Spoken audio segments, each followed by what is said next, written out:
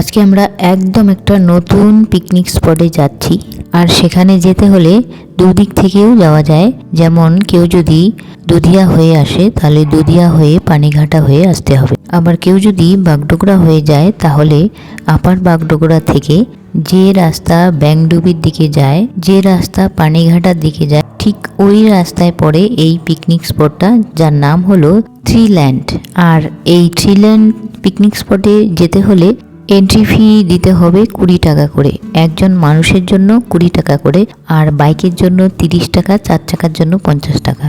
এই পিকনিক স্পটটা চিনে নেওয়ার জন্য আরেকটা সুন্দর উপায় রয়েছে, যেটা হলো জংলি বাবা ব্যাংডুবিতে যে জংলি বাবা মন্দির রয়েছে, যেটা অনেকেই জানে, মানে পুরো ফেমাস একটা মন্দির জংলি বাবার মন্দির। সেই জংলি বাবার মন্দিরের যাওয়ার যে রাস্তা রয়েছে সেটার কাছাকাছি রয়েছে এই পিকনিক স্পটটা। তাই কেউ যদি চিনতে না পারো তাহলে জংলি বাবার কাছাকাছি এসে কাউকে জিজ্ঞেস করলে কিন্তু এই জায়গাটা দেখিয়ে দেবে যে ট্রিল্যান্ড কোথায়। আর এখানে এই যে একটা কাঠের বানানো টাওয়ারের মতো রয়েছে, অনেক উঁচু আর এরকম গোল মতো। এই মুহূর্তে আমরা এখানে উপরে উঠেছি আর এখান থেকে নিচে ভিউটা ঠিক এইরকম দেখাচ্ছে, টিপু খোলা টাইপের মতো জায়গাটা, একদম ফরেস্টের মাঝখানে পিকনিক স্পটটা। আর এখানে কিন্তু বাথরুমেরও সুবিধা রয়েছে, এই যে এরকম বাথরুম রয়েছে।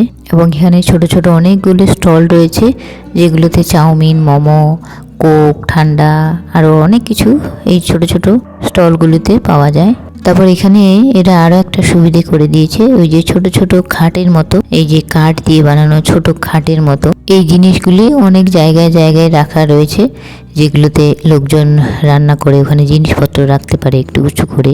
এই ব্যবস্থাটাও অনেক সুন্দর। আর ওই যে ওখানে লোকজন জল নিচ্ছে, একটা লেক মতো রয়েছে, ওখান থেকে মানে জোয়ারের জল বেরোচ্ছে একদম পরিষ্কার।